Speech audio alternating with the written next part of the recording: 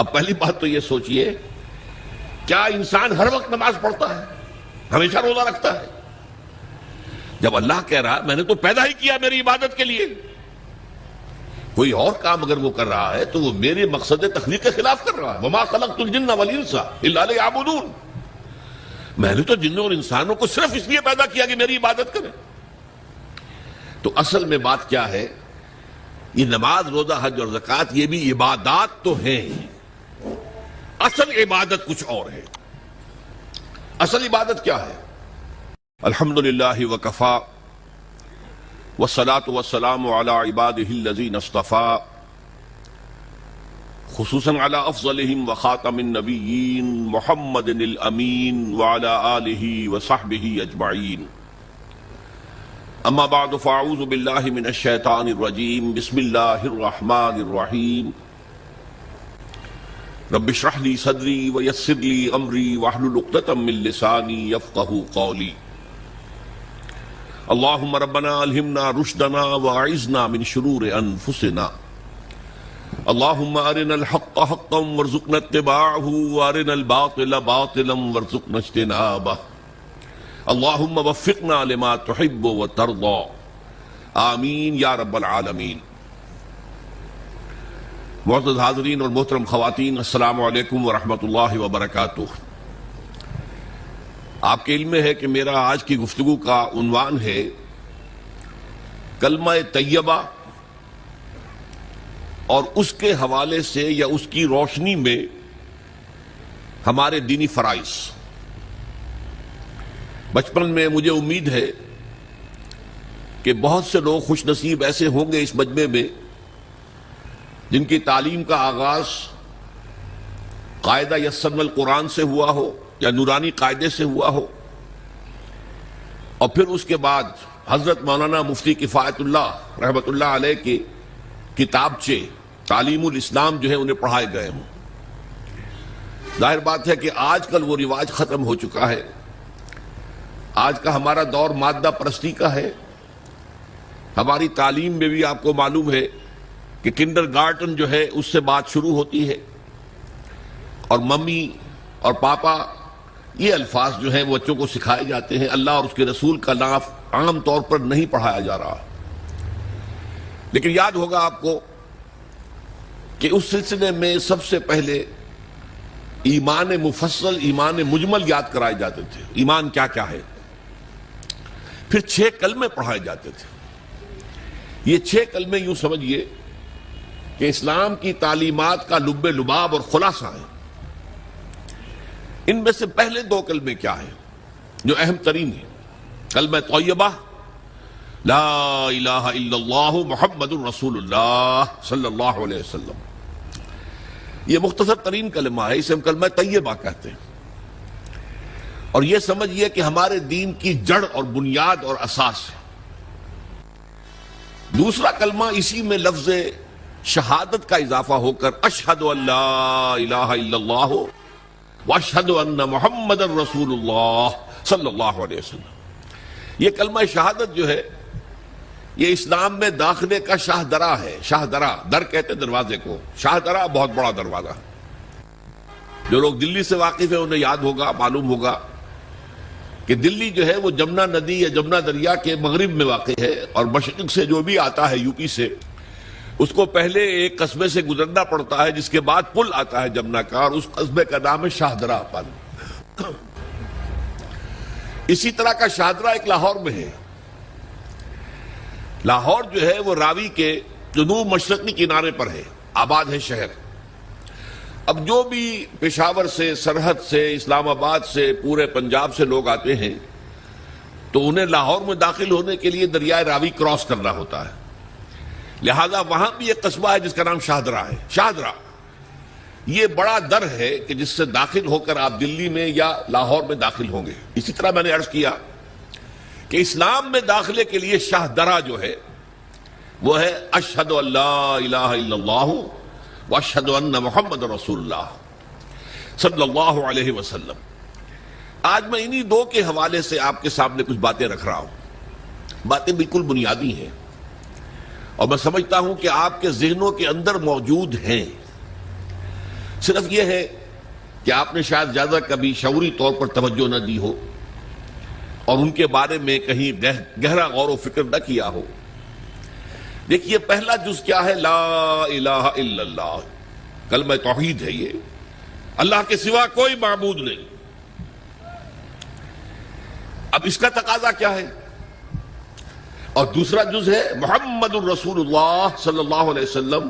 اس کا تقاضا کیا ہے؟ اللہ کے سوا کوئی معبود نہیں، معبود برحق صرف اللہ ہے. اس کا کیا مطلب ہے؟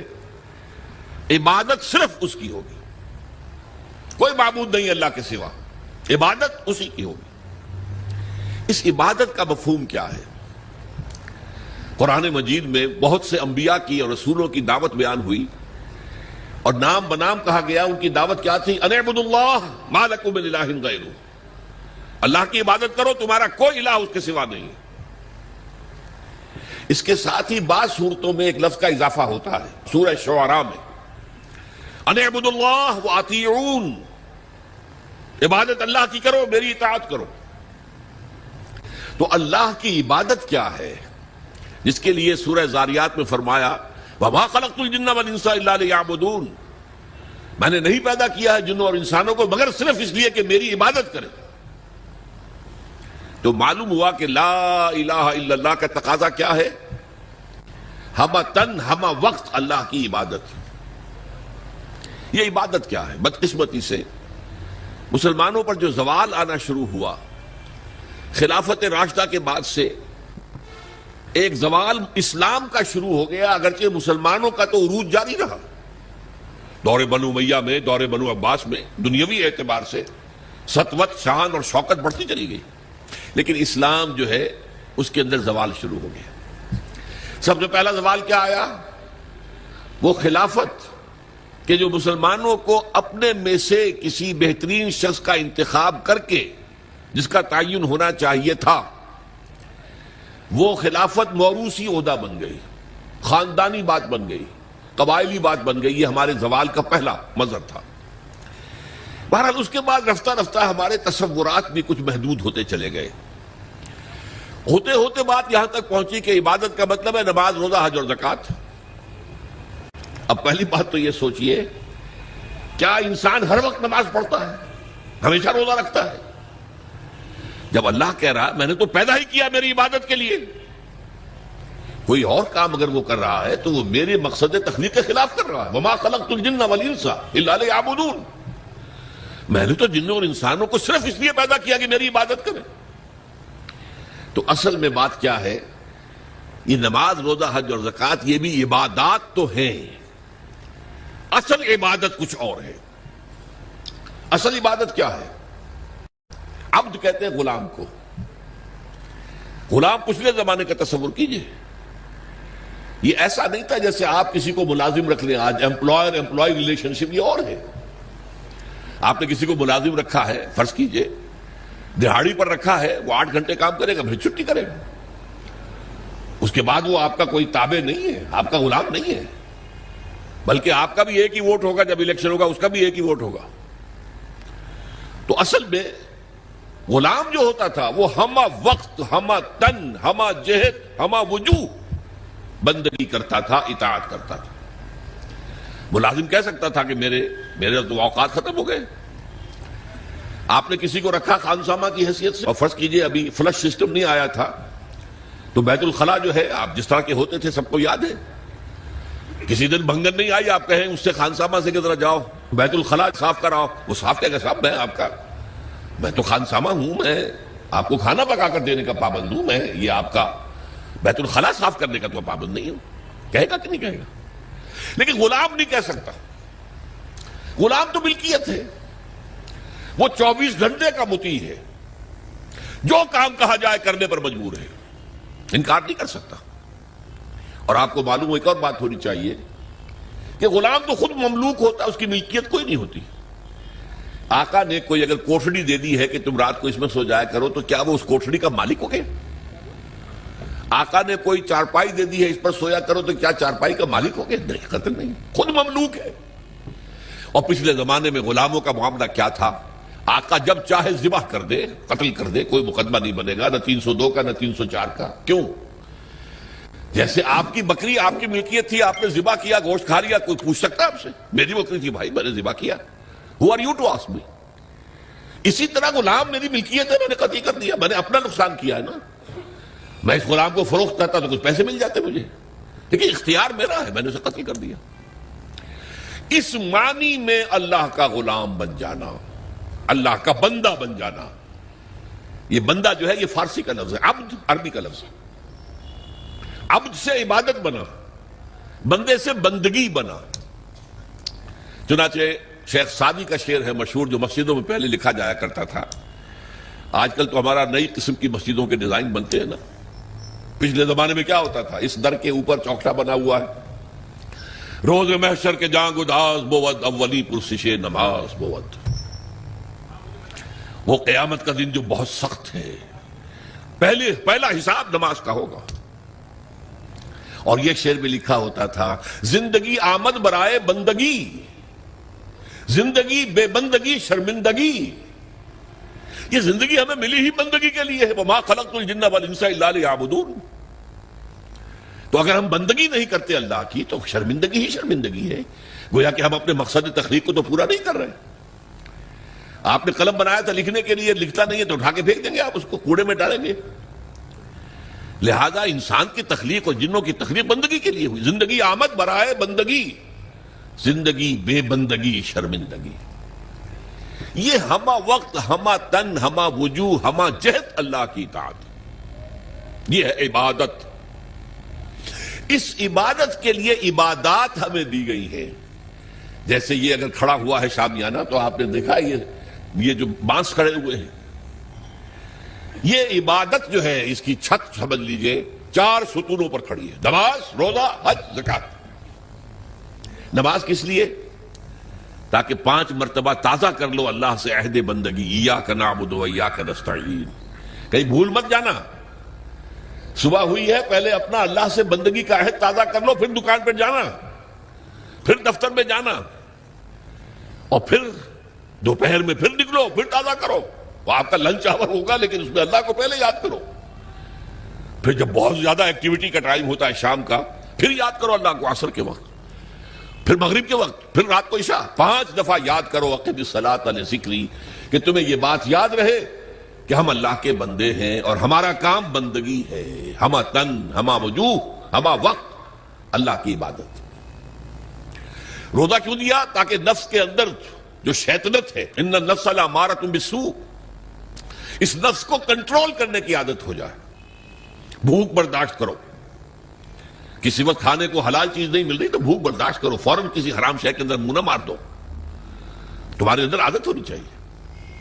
پیاس شدید لگی ہوئی ہے تو اگر کوئی صحیح مشروب نہیں ہے تو ایسا نہ کرو کہ اب کیا کریں، یہاں پر تو سوائے جو شراب کا کچھ ملتا ہی نہیں تو لو شراب ہی پیتے ہیں۔ اس کے لیے مشق کرانے کے لیے 30 دن صبح سے شام تک جائز مشروب بھی نہ پیو، جائز کھانا بھی نہ کھاؤ، تاکہ تمہارے اندر صلاحیت پیدا ہو جائے کہ باقی 11 مہینوں میں ناجائز سے تو بچو۔ یہ ہے عبادت کے ساتھ ان عبادات کا تعلق۔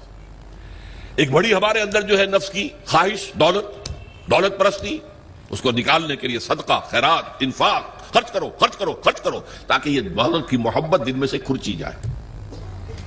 اور یہ تینوں حکمتیں جمع کر دی ہیں حج کے اندر۔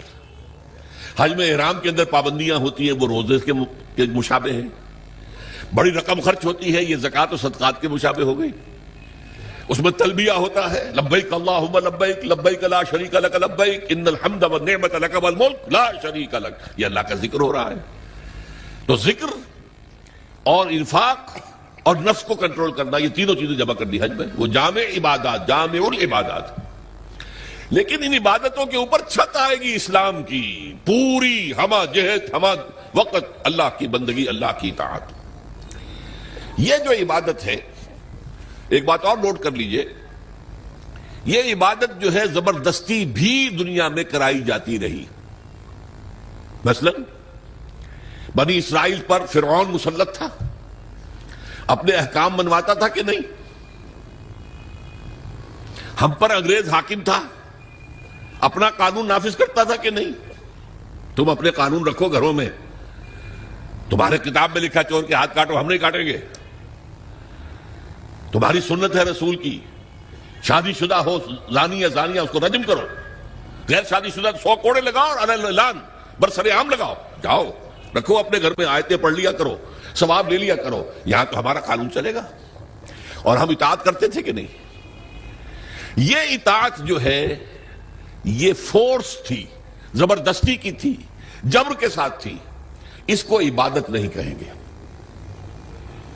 عبادت وہ اطاعت ہے اللہ کی اور اس کے رسول کی جو اپنی دلی آمادگی سے کی جائے، اللہ اور اس کے رسول کی محبت میں سرشار ہو کر کی جائے. یہ ڈائمنشن جو ہے عبادت کی کہ محبت اس کا جزو لازم ہے. اللہ لا ایمان لمن لا محبت لہ. دیکھو جس کے اندر محبت نہیں ہے اللہ کے اس کے رسول کی، اس کا کوئی ایمان نہیں. اللہ کا عشق، اللہ کے رسول کا عشق، اس سے سرشار ہو کر اللہ کی اطاعت، اللہ کے رسول کی اطاعت پوری زندگی میں، یہ عبادت ہے. اور اس میں نوٹ کیجئے، اس عبادت میں اللہ کی اطاعت بھی ہے، رسول کی اطاعت بھی ہے. نماز آپ پڑھتے ہیں کیسے پڑھتے ہیں؟ جیسے رسول نے سکھائی صلی اللہ علیہ وسلم. سلو کما رہے تو مونی اسلی، نماز ایسے پڑھو جیسے مجھے دیکھتے ہو کہ میں پڑھتا ہوں. صحابہ نے حضور کو دیکھا، تابعین نے صحابہ کو دیکھا، تابعین نے تابعین کو دیکھا. یہ نسل بعد نسل، تو نظام جو بنتا ہے عبادت کا اس میں اللہ کی اطاعت بھی ہے اور اللہ کے رسول کی اطاعت. اطیعوا اللہ و اطیعوا الرسول بار بار قرآن میں آتا ہے، بار بار آتا ہے. اور میں نے آپ کو بتایا کہ بہت سے رسولوں کی دعوت تو آئی ان اعبدوا اللہ ما لکم من الہ غیرہ، لیکن اسی کو دوسری جگہ پر بیان کیا گیا ان اعبدوا اللہ واطیعون، اللہ کی عبادت کرو اور میری اطاعت کرو. تو ہمہ تن، ہمہ وقت، ہمہ وجوہ اللہ کی بندگی، اللہ کی اطاعت رسول کے طریقے پر، یہ ہے عبادت. اس کے لیے ہمیں پیدا کیا گیا. اب اس میں ابھی تک کی جو باتیں تھیں وہ تو ذرا میٹھی تھی، ذرا کڑوی بات بھی آ جائے. اگر جزوی اطاعت ہوگی تو وہ اللہ کے ہاں قبول نہیں ہے، وہ منہ پر دے ماری جاتی ہے. آپ کہیں نماز کا حکم اللہ نے دیا ہے، جی میں پڑھتا ہوں اور اسی طرح پڑھتا ہوں جیسے کہ حضور پڑھتے تھے. ٹھیک ہے بھائی، لیکن اللہ نے سود کو حرام کیا ہے. بھائی یہ تو مجبوری ہے میری، میں کیا کروں، اس کے بغیر تو کاروبار چلتا نہیں. یہ معاملہ اب بہت مخدوش ہو گیا. اللہ کے بعض احکام کو ماننا اور بعض کو پاؤں تلے رون دینا، اس پر جو غضب اللہ تعالیٰ کا اس کو سمجھ لیجئے. سورہ بقرہ کی آیت نمبر 85، افتؤمنون ببعض الکتاب وتکفرون ببعض، کیا تم ہماری کتاب اور ہماری شریعت اور ہمارے قانون اور ہمارے احکام کے ایک حصے کو مانتے اور ایک دوسرے کو نہیں مانتے؟ فما جزاء من یفعل ذلک منکم، تو کوئی سزا نہیں ہے اس کی جو یہ طرز عمل اختیار کریں گے. اللہ کی اطاعت جزوی، یہ مانیں گے یہ نہیں مان سکتے، یہ کریں گے یہ نہیں کر سکتے. فما جزاء من یفعل ذلک منکم الا خزی فی الحیاۃ الدنیا، اس کی سزا اس کے سوا کچھ نہیں کہ دنیا کی زندگی میں تو ذلیل اور خوار اور رسوا کر دیے جائیں. وَيَوْمَ الْقِيَامَةِ يُرَدُّونَ فِي أَشَدِّ الْعَذَابِ، يُرَدُّونَ إِلَىٰ أَشَدِّ الْعَذَابِ، اور قیامت کے دن شدید ترین عذاب میں جھونک دیے جائیں. دیکھیے یہ میرا قول نہیں، میں تو اللہ کی بات بتا رہا ہوں. پہلا حصہ آج پوری دنیا میں ہمیں نظر آ رہا ہے، ہم ذلیل و خوار ہیں. شاعر کہتے رہے ہیں آج کیوں ذلیل کے کل تک نہ تھی پسند، گستاخی فرشتہ ہماری جناب میں. دنیا میں ہر مسلمان جو ہے، ہر انسان چوتھا یا پانچواں انسان مسلمان ہے. 1/4 آف ورلڈ پاپولیشن اور 1/5 ایٹ لیسٹ. لیکن مسلمانوں کے لیے عزت کہیں نہیں ہے، ذلت. دنیا کے معاملات میں ہم سے کوئی رائے نہیں دیتا. کسنوی پرسد کے بھیا کیشتی تم کون ہو؟ بھائی اب G7 بیٹھیں گے، فیصلہ کریں گے. G8 ہوں گے، G9 ہوں گے، G13 ہوں گے، G15 ہوں گے، یا یہ کہ سیکیورٹی کونسل ہوگی UN کی، وہ فیصلہ کریں گے تم کون ہو. کوئی مسلمان ملک نہ 3 میں نہ 13 میں، نہ G7 میں نہ G15 میں، کوئی بھی نہیں. ہماری پالیسیاں کوئی اور بناتے ہیں. ہمارے پاس تو کوئی کنڈولیزا رائس آ جاتی ہے، یا اس سے پہلے کوئی اور آ جاتا تھا اور آ کر حکم دے کے چلے جاتے ہیں یہ کرو، اور کرتے ہیں، دونوں ہاتھ جوڑ کر کرتے ہیں. یہ صورتحال کیوں ہے؟ یہ ذلت اور یہ رسوائی. اور ایک بات پر توجہ کیجئے، آج دنیا میں اس پورے گلوب میں جہاں بھی خون بہتا ہے مسلمان کا بہتا ہے. 50 برس سے کشمیر میں اور فلسطین میں کس کا خون بہ رہا ہے؟ بوسنیا میں کس کا بہا؟ کوسوو میں کس کا بہا؟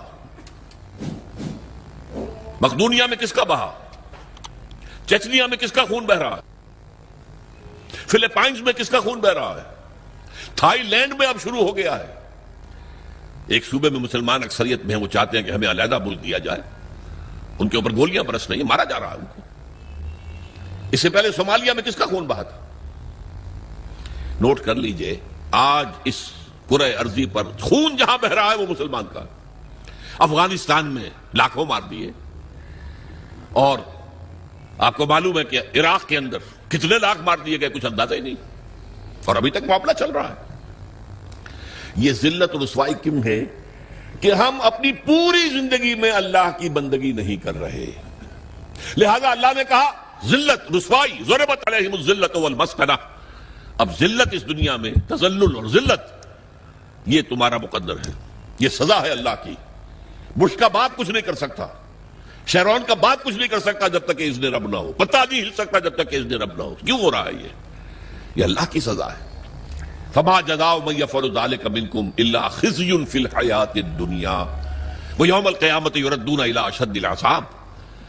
جو لوگ بھی یہ روش اختیار کریں کہ دین کا ایک حصہ قبول سر آنکھوں پر اور ایک حصہ پاؤں تلے، ان کی سزا اس کے سوا کچھ نہیں کہ دنیا کی زندگی میں ذلیل و خوار کر دیے جائے، اور آخرت کی زندگی میں قیامت کے دن شدید ترین عذاب میں جھونک دیے جائے. یہ طرز عمل اللہ کو کافروں کے مقابلے میں، اگر مسلمان یہ طرز عمل کریں گے تو کافروں سے بدتر ہے اللہ کی نگاہ میں. وہ تو صرف صاحب کہتے ہیں ہم نہیں مانتے محمد کو صلی اللہ علیہ وسلم، ہم نہیں مانتے قرآن کو، نہیں مانتے. آپ کہتے ہیں ہم مانتے ہیں اور پھر اللہ کے احکام پر عمل نہیں کرتے. یہ چیز وہ ہے جو اللہ تعالیٰ کو کفر کے مقابلے میں زیادہ ناپسندیدہ ہے. یہی وجہ ہے قرآن میں کہا گیا منافقت جسے ہم کہتے ہیں، ان المنافقین فی الدرک الاسفل من النار. منافقین جو ہیں جہنم کے سب سے نچلے طبقے میں ہوں گے، کافروں سے بدتر ہوں گے، کافروں کے نیچے ہوں گے. کیوں کہتے وہ ہیں کہ ہم ایمان رکھتے ہیں اللہ پر، ہم ایمان رکھتے ہیں اللہ کے رسول پر، ہمیں عشق ہے اللہ کے رسول سے. دیکھو ہم نعتیں پڑھتے ہیں، دیکھو ہم حج کے لیے جاتے ہیں، دیکھو ہم عمرے کرتے ہیں، دیکھو رمضان میں کتنی چہل پہل ہمارے یہاں ہو جاتی ہے افطاری کے وقت، دیکھو مسجدیں بھری ہوتی ہیں تراویح میں. لیکن بھائی وہ اسلام کا قانون کہیں نافذ ہے؟ کہیں اسلامی احکام کی تنفیذ ہے؟ تمہاری یہ ادھوری اور جزوی عبادت اللہ کو قبول نہیں ہے. اللہ جو ہے بہت غیور ہے، جسے آپ کہتے ہیں نا پیکج ڈیل. پیکج ڈیل کیا ہوتا ہے؟ ٹیک اٹ اور لیو اٹ.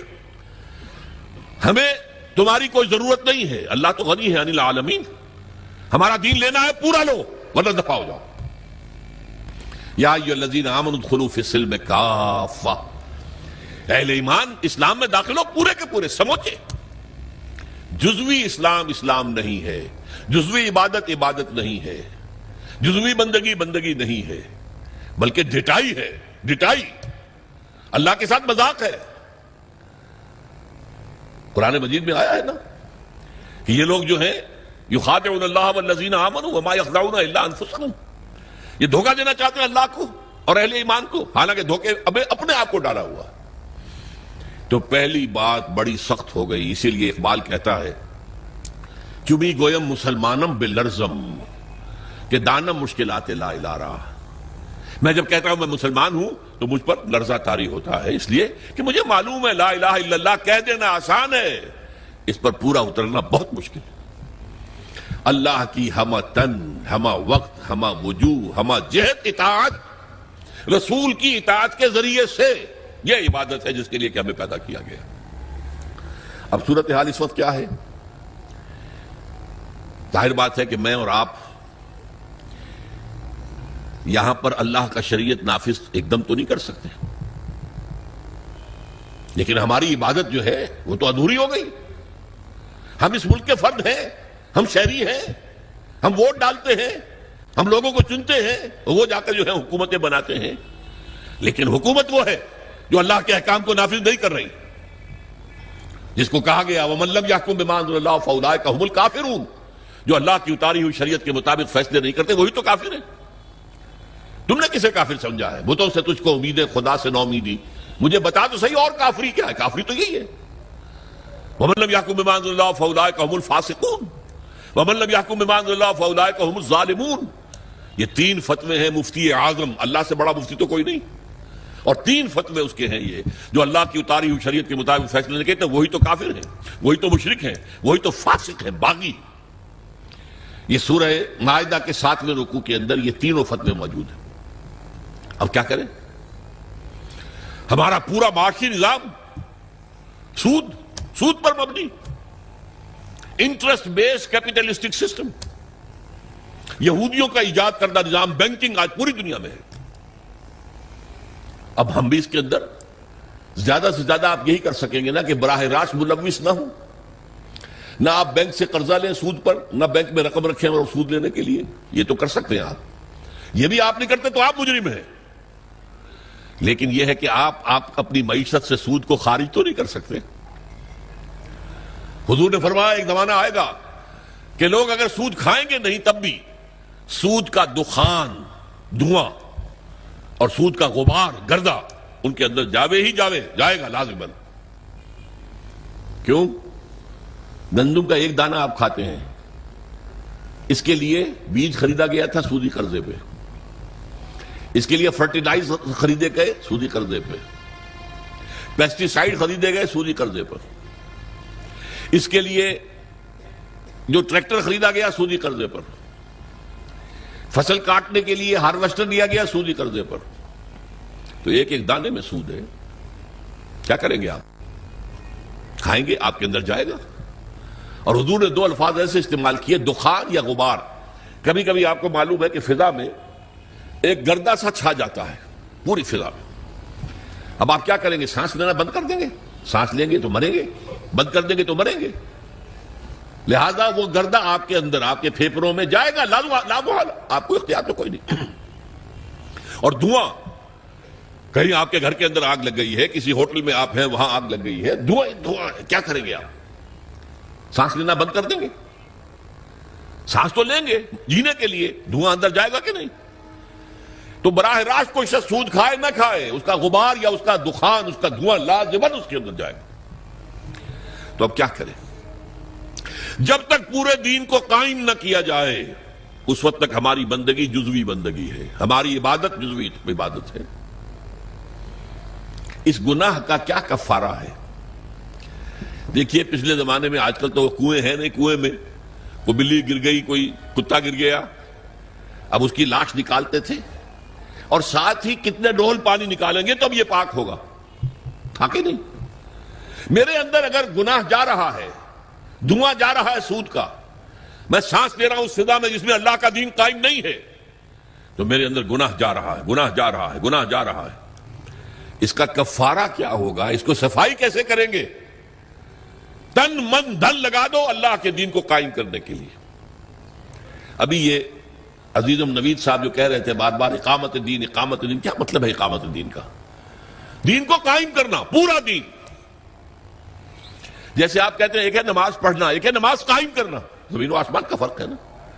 اقیم الصلاۃ، اقیم الصلاۃ، اقیم الصلاۃ، یہ قیام جو ہے نماز کا نظام کا، اس کے لیے مسجدیں تعمیر ہوتی ہیں، اس کے لیے امام اور خطیب رکھے جاتے ہیں، وہاں پر بر وقت جماعت ہوتی ہے، ایک امام کے پیچھے کھڑے ہو کر ہم نمازیں پڑھتے ہیں، یہ نماز کا نظام ہے۔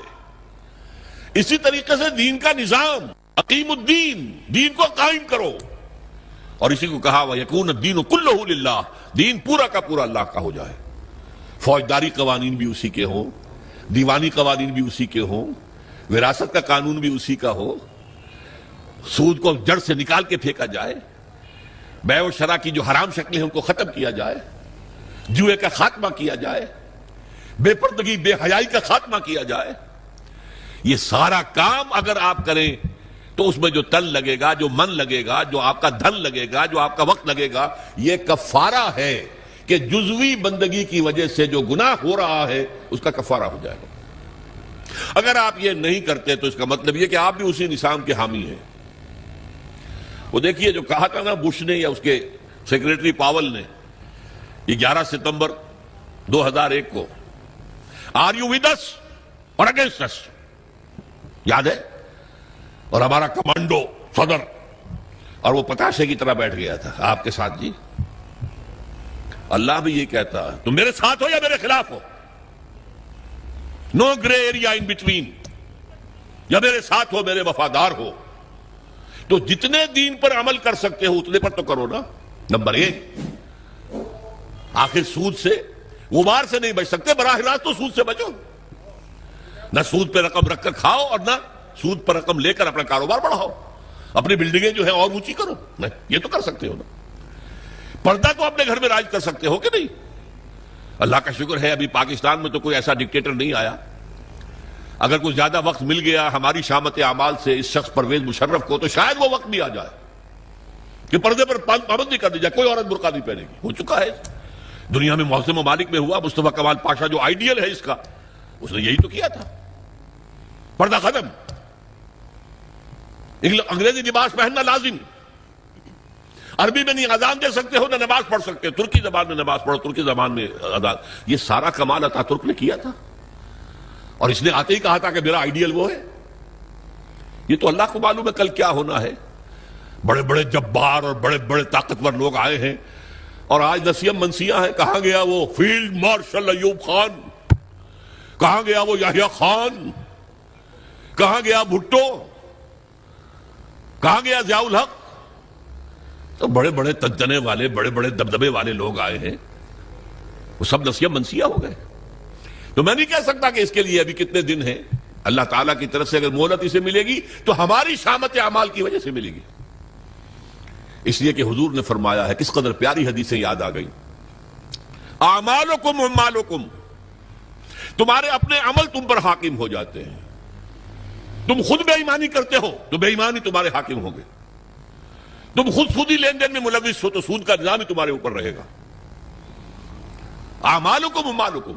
اور ایک اور حدیث میں آیا ہے، کما تکونون کذالک یؤمر علیکم، جیسے تم خود ہوگے ویسے تمہارے حکمران جو ہے وہ حاکم بنا دیے جائیں.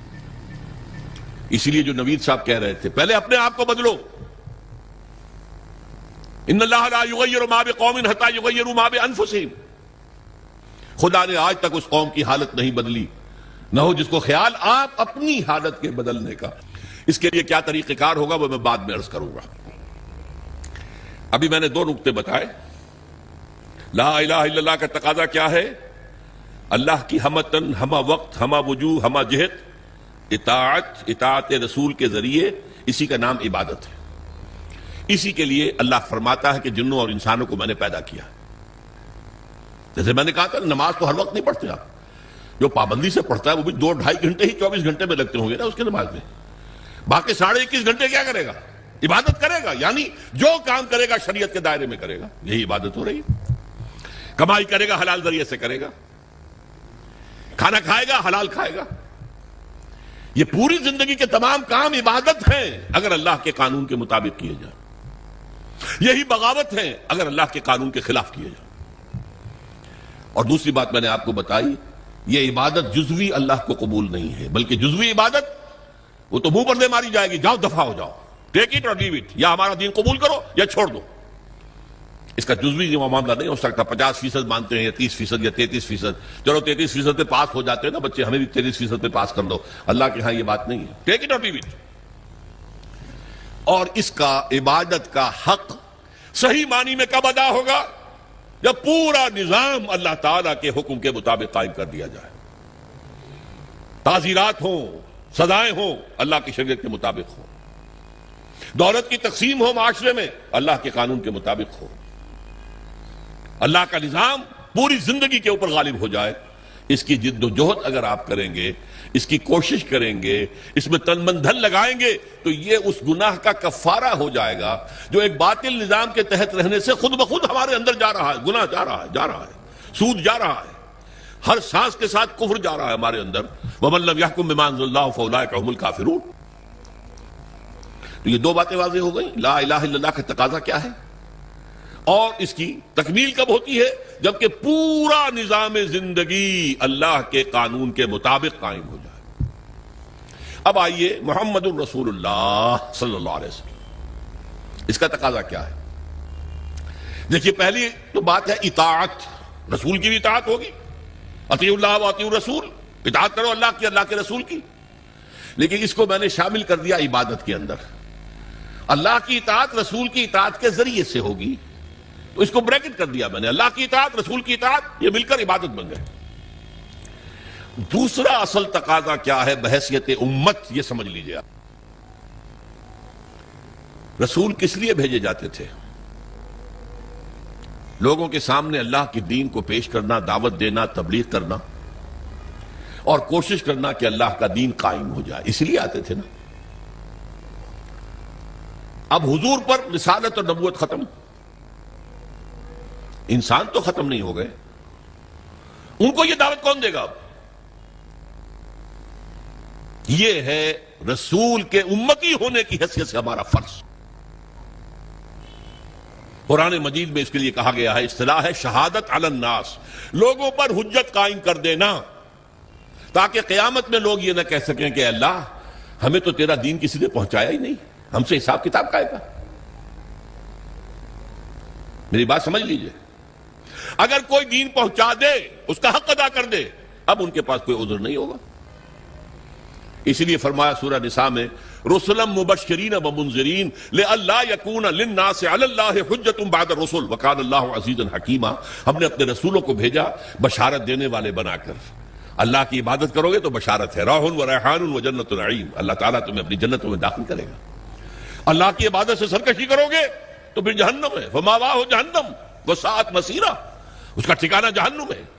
تو وہ بشیر بھی تھے، نذیر بھی تھے، لیکن حاصل کیا تھا؟ لئلا یکون للناس علی اللہ حجۃ بعد الرسل، رسولوں کے آنے کے بعد لوگوں کے پاس کوئی عذر باقی نہ رہ جائے۔ اللہ ہمیں معلوم نہیں تھا، نہیں، ہر امت کے خلاف اس کا رسول کھڑا ہو کر گواہی دے گا پہلے قیامت کے دن، جسے آپ کہتے ہیں سرکاری گواہ، پروزیکیوشن وٹنس۔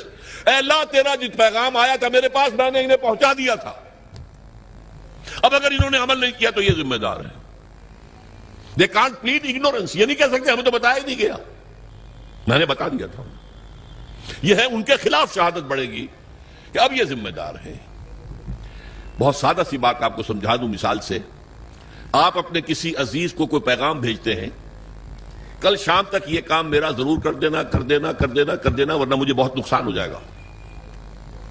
کسی آپ نے ایلچی کے ہاتھوں، پیغامبر کے ہاتھوں یہ پیغام بھیجا، وہ کام نہیں ہوا، آپ کا نقصان ہو گیا۔ اب آپ غصے میں بھرے ہوئے اپنے اس عزیز کے پاس گئے، میں نے تمہیں یہ پیغام بھیجا تھا، تم نے یہ کام نہیں کیا، میرے نقصان کا ذمہ دار کون ہے؟ تم ہو۔ اگر وہ یہ کہہ دے بھائی مجھے تو آپ کا پیغام کسی نے پہنچایا ہی نہیں، اب کوئی غصہ آپ کا رہ جائے گا اس کے خلاف؟ آپ پتاشے کی طرح بیٹھ جائیں گے نا، غصہ ختم۔ اب غصہ کس پر آئے گا؟ اس پیغامبر پر آؤ، بھلے آدمی تجھے میں نے پیغامبر بنایا تھا کہ پیغام پہنچانا، تم نے نہیں پہنچایا، میرے نقصان کے ذمہ دار تم ہو۔ تو یہ پیغام رسانی کا منصب کتنا نازک ہے، کتنا نازک ہے، کتنا نازک ہے۔ اگر آپ نے پیغام پہنچا دیا، آپ فارغ ہو گئے، بری ہو گئے، وہ ذمہ دار ہیں۔ اگر آپ نے نہیں پہنچایا تو آپ مجرم ہیں، وہ نہیں ہے۔ اسی لیے کہا گیا سورہ اعراف کے شروع میں، فَلَنَسْأَلَنَّ الَّذِينَ أُرْسِلَ إِلَيْهِمْ وَلَنَسْأَلَنَّ الْمُرْسَلِينَ، ہم پوچھ کر رہیں گے ان سے بھی جن کے طرف ہم نے رسولوں کو بھیجا، اور ہم پوچھ کر رہیں گے رسولوں سے بھی۔ پہلے رسولوں سے کہا جائے تم نے پہنچا دیا تھا، اب وہ کہیں گے کھڑے ہو، اللہ میں نے پہنچا دیا تھا۔ پھر کہیں گے اچھا اب تم بات کرو، تم نے پیغام میرا پہنچ گیا تھا، کتنا عمل کیا؟ یہی وجہ دیکھیے حضور نے اپنے آخری خطبے میں اپنی تعلیمات کے اہم نکات کو دوبارہ سہبارہ اس کو نمایاں کر کے پھر ایک سوال کیا۔ ذرا چشم تصور سے دیکھیے، 1.25 لاکھ کا مجمع ہے، معمولی بات نہیں ہے۔ آج بھی 20-30 لاکھ ہی ہوتے ہیں نا آدمی حج میں، 1.25 لاکھ، جبکہ شاید پورے عرب کی آبادی 2.5-3 لاکھ سے زیادہ نہیں ہوگی۔ 1.25 لاکھ آدمی جمع ہے، 1,24,000۔ آپ نے خطبہ دیا، اور خطبے کی شان کیا تھی؟ ایک لفظ 3 مرتبہ دہراتے تھے۔ لاؤڈ سپیکر تو تھا نہیں، تھوڑے تھوڑے فاصلے کے اوپر، جیسے مکبر ہو جاتے ہیں نماز با جماعت میں، اگر لاؤڈ سپیکر نہیں ہے تو وہ مکبرین کھڑے ہیں۔ حضور نے ایک بات ادھر کہی، اب مکبرین نے آگے پہنچانی شروع کر دی۔ دوسری بات سامنے رخ کر کے کہی، دوسری مرتبہ وہی بات، اب سامنے والوں نے پہنچانا شروع کر دیا۔ تیسری مرتبہ بائیں طرف دیکھتے ہوئے کہی، اب بائیں والوں نے پہنچانا شروع کر دیا۔ آخر میں ایک سوال کیا، الا هل بلغت، لوگوں میں نے پہنچا دیا یا نہیں؟ پورے مجمع نے کہا بیک آواز، انا نشہد انک قد بلغت رسالتا ونصحت الامتا، وبلغت الرسالۃ وأديت الأمانۃ وكشفت الغمۃ. اے نبی ہم گواہ ہیں، آپ نے حق تبلیغ ادا کر دیا، حق رسالت ادا کر دیا، ہماری خیر خواہی کا حق ادا کر دیا، اور کفر کے اور ضلالت کے پردے چاک کر دیے. 3 دفعہ کہا الا هل بلغت، اور جواب آیا انا نشهد انك قد بلغت الرسالة واديت الامانة ونصحت الامة وكشفت الغمة. پھر آپ نے انگلی اٹھائی آسمان کی طرف، انگشت شہادت، اور پھر لوگوں کی طرف، اللہم اشہد اللہم اشہد اللہم اشہد. اے اللہ تو بھی گواہ رہے. وہ بوجھ جو میرے کندھے پر آیا تھا، جس کے لیے سورہ مزمل میں کیا کہا گیا تھا، انا سنلقی علیک قولا ثقیلا، اے نبی بڑی بھاری بات آپ پر ڈالنے والے ہیں ہم. اس کفر اور شرک کے گڑھ کے اندر توحید کی دعوت دینا کوئی آسان کام تھا؟ اسلام کا پیغام پہنچانا کوئی آسان کام تھا؟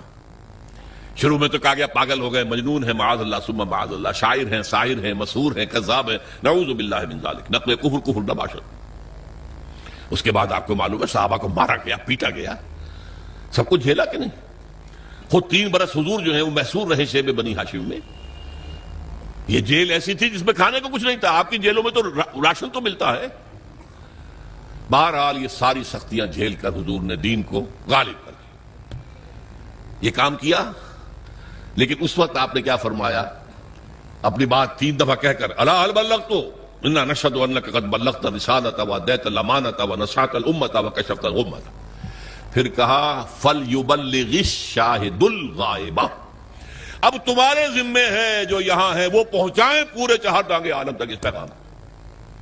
اس لیے کہ میں صرف تمہارے لیے رسول بن کر نہیں آیا تھا.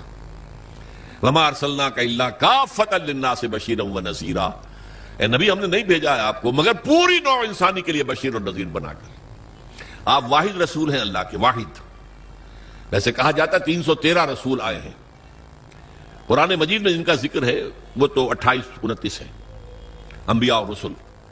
لیکن یہ کہ کہا جاتا ہے نبی تو آئے ہیں 1.25 لاکھ، جتنے کہ حجۃ الوداع میں موجود تھے صحابہ، اور رسول آئے ہیں 313، جتنے کہ بدر کے میدان میں مجاہد موجود تھے. بہرحال حضور نے فرمایا میں تو پوری دنیا کے لیے رسول بنا کر بھیجا گیا، میں نے تمہیں پہنچا دیا، تم پہنچاؤ آگے، تاکہ میں تمہارے خلاف گواہ بنوں گا قیامت کے دن. اے اللہ میں نے انہیں پہنچا دیا تھا. Now they are responsible, they are accountable. اور تمہیں یہی گواہی دینی ہوگی، اے اللہ تیرے رسول نے جو ہمیں پیغام پہنچایا تھا آپ نے پوری دنیا میں پھیلا دیا. اس مضمون کے لیے لفظ شہادت آتا ہے قرآن میں، اس لیے کہ شہادت کا لفظ جو ہے وہ رسالت کی اصطلاح کے طور پر ہے. یا ایھا النبی انا ارسلناک شاہدا وبشیرا ونذیرا وداعیا الی اللہ باذنہ وسراجا منیرا. سورہ مزمل میں فرمایا انا ارسلنا الیکم رسولا شاہدا علیکم کما ارسلنا الی فرعون رسولا. تو اے محمد آپ شاہد ہیں ان پر. دنیا میں آپ گواہی دیں گے اسلام کی اپنے قول سے، اپنے عمل سے. قیامت میں آپ کھڑے ہو کر اللہ کی بارگاہ میں، عدالت اخروی میں آپ پروزیکیوشن وٹنس کی حیثیت سے ہوں گے. آپ کہیں گے اے اللہ میں نے انہیں بات پہنچا دی تھی، اب یہ جواب دے ہیں. They are responsible, they are accountable. یہ فرض ہے امتی ہونے کی حیثیت سے جو ہم پر عائد ہوتا ہے. دیکھیے میں نے یہاں لفظ سنت کا استعمال نہیں کیا ہے.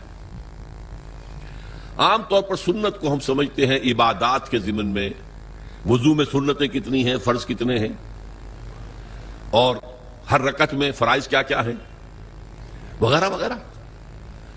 اصل میں اتباع ہے وہ لفظ جس کے بارے میں قرآن میں فرمایا گیا کہ قل ان کنتم تحبون اللہ فاتبعونی یحببکم اللہ. اے نبی ان سے کہہ دیجئے اگر تم اللہ سے محبت کرتے ہو تو میرا اتباع کرو، اللہ تم سے محبت کرے گا. یہ اتباع کسے کہتے ہیں؟ پیروی کرنا، پیچھے پیچھے چلنا. اتباع، اتباع میں وہ شے بھی آ جائے گی جس کا حکم دیا، اور وہ شے بھی جس کا حکم نہیں دیا لیکن آپ نے کیا. اتباع محبت کے جذبے سے سرشار ہو کر، اللہ اور اس کے رسول کی محبت سے سرشار ہو کر، ہما وقت، ہما تن، ہما وجوہ، ہما جہت اطاعت اللہ کے اور اس کے رسول کی. یہ عبادت ہے، یہ لا الہ الا اللہ کا تقاضا ہے. اور اللہ کے رسول پر ایمان لانے کا تقاضا کیا ہے؟ جس طرح حضور نے 23 برس، غور کیجئے، جب آپ کے پاس وہی شروع ہو گئی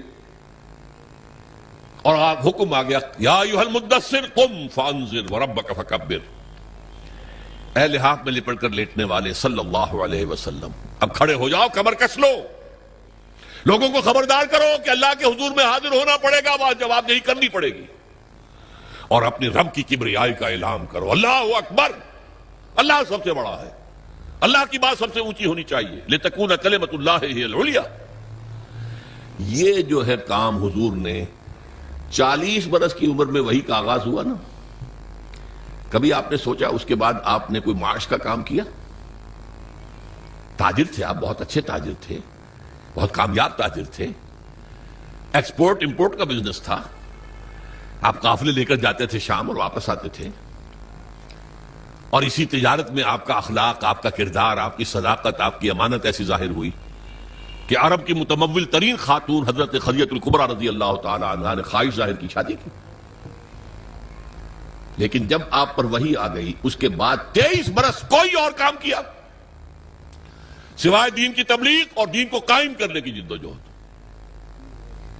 تبلیغ کے لیے تو فرمایا یا ایھا الرسول بلغ ما انزل الیک من ربک وان لم تفعل فما بلغت رسالتہ، اے رسول صلی اللہ علیہ وسلم پہنچا دو جو کچھ بھی نازل ہوا ہے تم پر تمہارے رب کی طرف سے، اگر نہیں کرو گے تو رسالت کا حق ادا نہیں ہوگا۔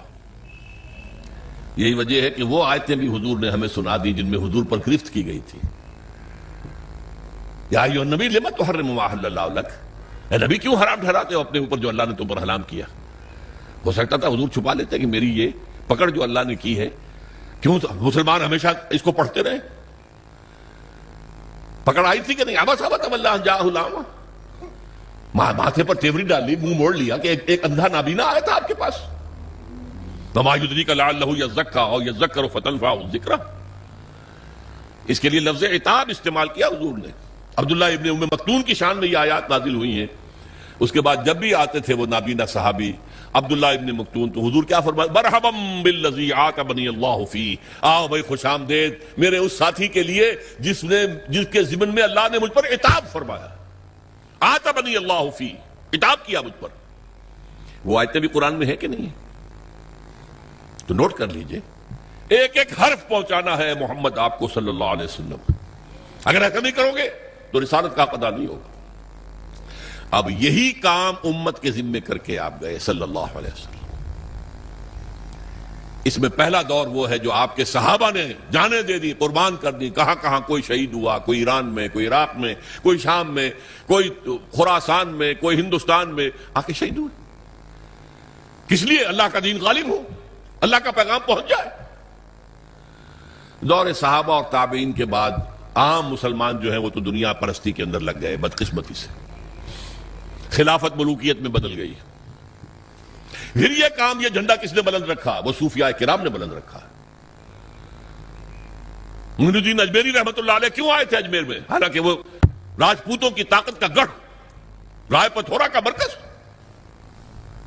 شیخ علی اجمیری تو لاہور میں اس وقت آئے تھے جہاں لاہور اسلامی حکومت میں شامل ہو چکا تھا، لیکن معین الدین اجمیری تو اس وقت آئے ہیں جبکہ یہ پورا راجستھان جو ہے راجپوتوں کی سرزمین، اور اس میں رائے پتھورا پرتھوی راج بہت سخت، بہت زبردست، اور وہاں جا کر بیٹھ گئے ہیں۔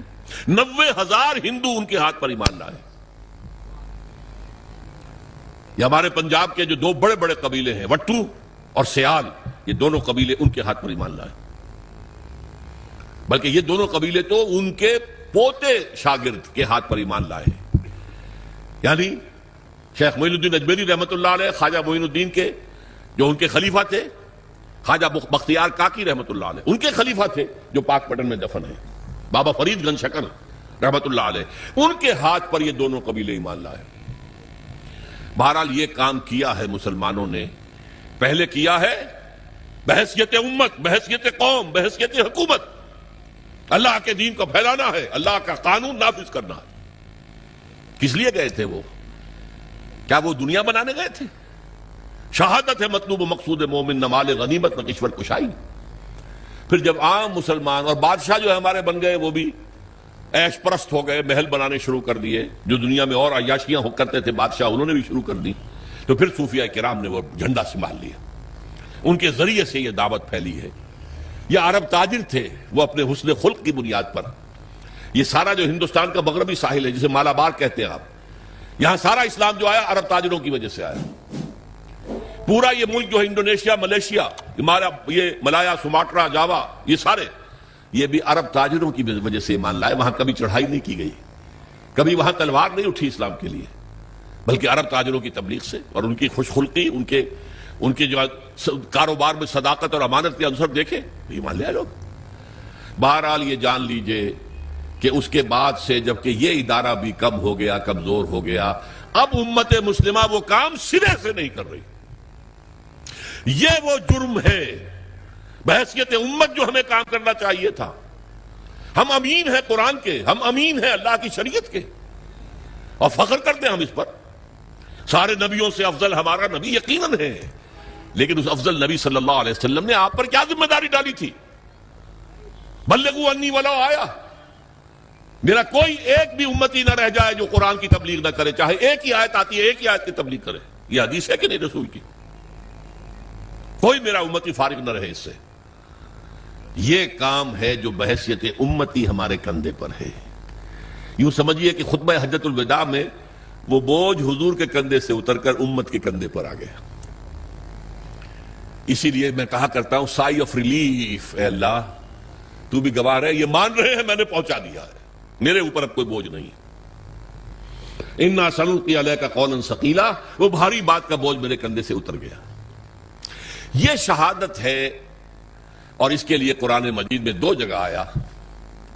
ایک سورت ہے سورہ حج جو مکی دور کی آخری صورتوں میں سے, ایک سورت ہے سورہ بقرہ جو مدنی دور کی پہلی سورت ہے. ان دونوں میں درمیان میں ہجرت ہے, ادھر سورہ حج ادھر سورہ بقرہ. سورہ حج میں فرمایا اے مسلمانوں جاہدوا فی اللہ حق جہادہ, جہاد کرو اللہ کی راہ میں جتنا کہ اس کی جہاد کا حق ہے. اور کس لیے کرو؟ لِيَكُونَ الرَّسُولُ شَهِيدًا عَلَيْكُمْ وَتَكُونُوا شُهَدَاءَ عَلَى النَّاسِ, تاکہ ہمارے رسول صلی اللہ علیہ وسلم وہ تمہارے خلاف گواہی دے قیامت میں کھڑے ہو کر کہ اللہ تیرا دین جو میرے پاس آیا تھا میں نے پہنچا دیا تھا, اور تم یہی گواہی دو کھڑے ہو کر اے اللہ تیرے نبی سے جو دین ہمیں ملا ہم نے پوری دنیا میں پھیلا دیا تھا. یہ مقصد ہے اس امت کی تشکیل کا. انسانوں کی تخلیق عبادت رب کے لیے, تشکیل امت یہ اس مقصد کے لیے ہے. اسی لیے جب امت کی باقاعدہ تاج پوشی ہوئی ہے, یہ لفظ ذرا آپ چونکیں گے, جیسے کسی بادشاہ کے مرنے کے بعد پھر دوسرا بادشاہ آتا ہے تو اس کی تاج پوشی ہوتی ہے نا. 2000 سال تک یہودی بنی اسرائیل اس مقام پر فائز تھے. اللہ کی کتاب اور شریعت کے امین وہ تھے, تورات انہیں دی گئی تھی, 20 نبی ان کے ہاں آئے, 3 کتابیں انہیں دی گئیں, تورات بھی, زبور بھی, انجیل بھی. لیکن حضور کی بعثت کے بعد بنی اسرائیل معزول کر دیے گئے. ایک نئی امت نبوت اور رسالت محمدی کی بنیاد پر وجود میں آئی, وہ امت مسلمہ ہے جس کو ہم بدنام کرنے والے ہیں. بدنام کنندگان نکو نامے چند, ہم اپنے اسلاف کو بدنام کرنے والے ہیں آج دنیا میں. لیکن ہمارا منصب یہ ہے, یہ جو کورونیشن ہوئی ہے کب ہوئی ہے؟ تحویل قبلہ. حضور نے 16 مہینے نماز پڑھی ہے بیت المقدس کی طرف رخ کر کے مدینے جانے کے بعد. پھر حکم آ گیا فول وجہک شطر المسجد الحرام, اب قبلہ بدل دو, شمال کی بجائے جنوب کی طرف رخ کرو, خانہ کعبہ کی طرف رخ کرو. یہ علامت تھی کہ اس مرکز والی امت معزول, بنو اسرائیل کا مرکز وہ تھا بیت المقدس, وہ مسجد جو حضرت سلیمان نے بنائی تھی, جسے یہ لوگ ٹیمپل کہہ دیتے ہیں, ہیکل کہہ دیتے ہیں, ہمارے نزدیک تو مسجد اقصیٰ تھی. وہ حضرت ابراہیم نے, اسماعیل نے علیہ السلام خانہ کعبہ کی تعمیر نو کی تھی. حضرت سلیمان نے یہ جو بیت المقدس کے اندر مسجد بنائی. بہرحال وہ مرکز ختم, وہ امت معزول. اب خانہ کعبہ کے گرد اور نبوت اور رسالت محمدی کی اساس پر نئی امت, امت مسلمہ. اور اس کے لیے فرمایا وَكَذَلِكَ جَعَلْنَاكُمْ أُمَّةً وَسَطًا لِتَكُونُوا شُهَدَاءَ عَلَى النَّاسِ وَيَكُونَ الرَّسُولُ عَلَيْكُمْ شَهِيدًا. وہی بات جو وہاں کہی گئی لِيَكُونَ الرَّسُولُ شَهِيدًا عَلَيْكُمْ وَتَكُونُوا شُهَدَاءَ عَلَى النَّاسِ. رسول کا ذکر پہلے, امت کا بعد میں. اور یہاں امت کا پہلے كَذَلِكَ جَعَلْنَاكُمْ أُمَّةً وَسَطًا لِتَكُونُوا شُهَدَاءَ عَلَى النَّاسِ وَيَكُونَ الرَّسُولُ عَلَيْكُمْ شَهِيدًا. اس مقصد کے لیے جد و جہد، اس کے لیے محنت، اس کے لیے جان کھپانا، اس کے لیے قوت، اس کے لیے صلاحیت خرچ کرنا، مال خرچ کرنا، انفاق کرنا، یہ ہے محمد الرسول اللہ پر ایمان کا تقاضا۔ اب اس میں ایک بات اور سمجھ لیجئے، دین کا پہنچانا ایک ہے قول سے، ایک ہے اپنے عمل سے۔ آپ جو بات کہہ رہے ہیں اس پر عمل کر کے بھی تو دکھائیے نا، ورنہ دیگرہ را نصیحت خود را فضیحت۔ لوگ کہیں گے تم کہتے کچھ اور ہو کرتے کچھ اور ہو، کیا دعوت دے رہے ہو، میں کیا تبلیغ کر رہے ہیں؟ عمل سے گواہی، زبان سے گواہی، اشہد ان لا الہ الا اللہ واشہد ان محمد رسول اللہ، زبان سے گواہی دی۔ اب تمہارے عمل سے، تمہارے وجود سے، تمہارے رویے سے، تمہارے کردار سے، تمہاری شخصیت سے ثبوت ملنا چاہیے کہ واقعی تم اللہ اور اس کے رسول کے ماننے والے ہو۔ اچھا، اس کے علاوہ انفرادی سطح پر نمونہ تو پیش کر دیا، اللہ نے دین بھیجا تھا اس کا نمونہ پیش کرو۔ آپ کہیں اللہ نے جو دین بھیجا تھا محمد کے ذریعے صلی اللہ علیہ وسلم وہ بہترین دین ہے، دنیا کہے گی ہمیں کہیں ذرا اس کا مشاہدہ تو کرا دو، کہاں ہے؟ تم 1.5 ارب مسلمان دنیا میں رہتے ہو، اور کتنے بڑی علاقے جو ہیں مسلمانوں کی حکومتوں میں، ملکوں کے اندر شامل ہیں، کہیں ہمیں دکھاؤ کہاں ہے وہ نظام؟ کیا کہیں گے ہم؟ نگاہیں نیچی ہو جائیں گی۔ تاریخ کا ایک واقعہ آپ کو سناتا ہوں۔ 1915 میں شیخ الہند مولانا محمود حسن دیوبندی رحمت اللہ علیہ، ان کے ساتھیوں سے اور ان کا آپس میں مشورہ ہوا کہ انگریز کی غلامی سے نجات پانے کے لیے شیخ الہند تو جائیں حجاز، وہاں ابھی مدینے میں ترک گورنر موجود تھا، خلافت ختم نہیں ہوئی تھی، وہ 1924 میں ختم ہوئی ہے، یہ میں 1915 کی بات کر رہا ہوں۔ اور مولانا عبید اللہ سندھی کو بھیجیں جو والی کابل ہے، بادشاہ افغانستان کا، مولانا خود تو جا کر ترک گورنر کے ذریعے سے دارالخلافہ جو ہے استنبول، اس سے مدد مانگیں کہ آپ ہم پر، ہندوستان پر انگریز کے خلاف حملہ کریں، ہم اندر سے بغاوت کریں گے۔ اور یہی پیغام شاہ افغانستان کے لیے، تم حملہ کرو، اندر سے ہم بغاوت کریں گے تاکہ انگریز کو یہاں سے جڑوں سے اکھاڑ کر پھینک دیا جائے۔ ہوا کیا؟ حضرت شیخ الہند کو جو مکے کا حکمران تھا شریف حسین، یہ جو جارڈن کی حکومت ہے اب بھی، یہ باقاعدہ اسی کا پڑپوتا ہے، یہ ہوتا تھا شاہ حسین پڑپوتا، یہ والی مکہ تھا۔ یہ اس نے حضرت شیخ الہند کو گرفتار کر کے تشتری میں رکھ کر انگریز کو پیش کر دیا، یہ آپ کا باغی یہاں پر فساد مچا رہا ہے۔ انگریز نے گرفتار کر کے کہاں رکھا؟ مالٹا، میڈیٹرینین کا، بحیرہ روم کا ایک جزیرہ وہاں رکھا ہے، 4 سال سے زائد وہاں پر اسیر رہے۔ یہی حرکت ہونے والی تھی مولانا عبید اللہ سندھی کے ساتھ، وہ نوجوان تھے اور خود سکھ سے مسلمان ہوئے تھے، جاٹ تھے، انہیں پتہ لگ گیا، بروقت وہ وہاں سے بھاگ کر روس چلے گئے۔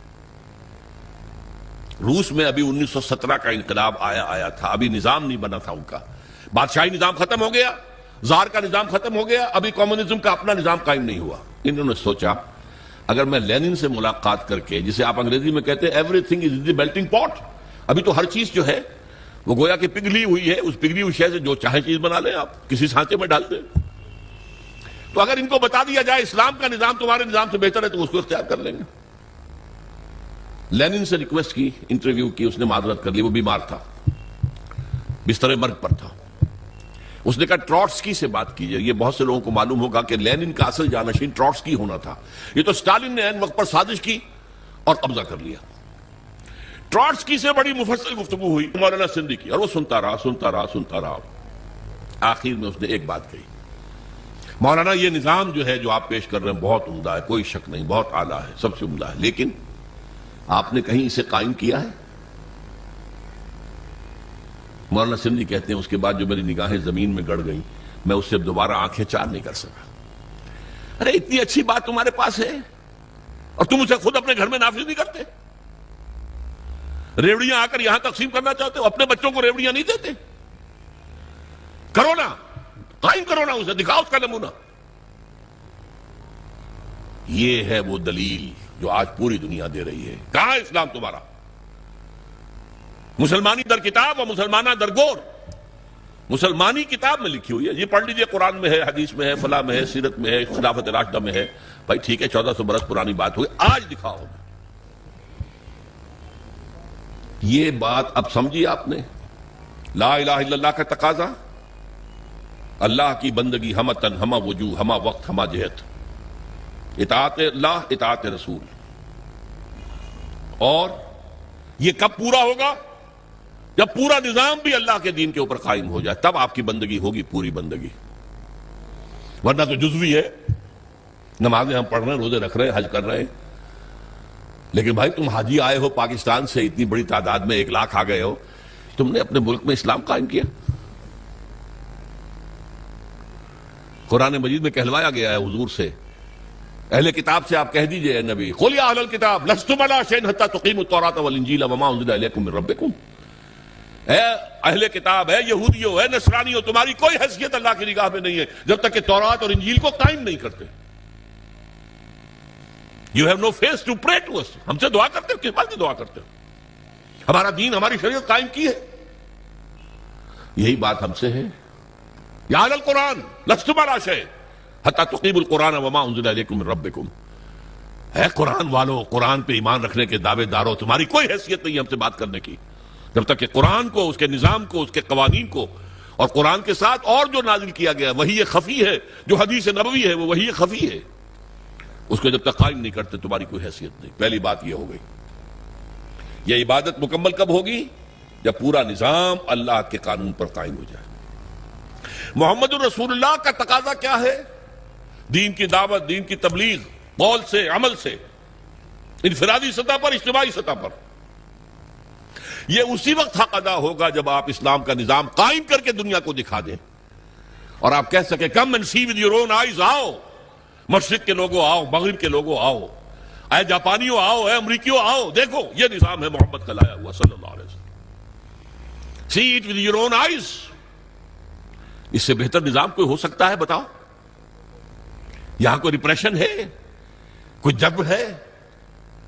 یہاں کوئی ایکسپلائٹیشن ہے؟ یہاں کوئی امیر غریب کا خون چوس رہا ہے؟ یہاں کوئی بھوک کے مارے خودکشی کر رہا ہے؟ آپ دیکھو نا، ایک ایک شہری کی بنیادی ضروریات کی کفالت ہم کر رہے ہیں، ایک ایک کی. یہ نظام خلافت ہے، قائم کر کے دکھاؤ نا.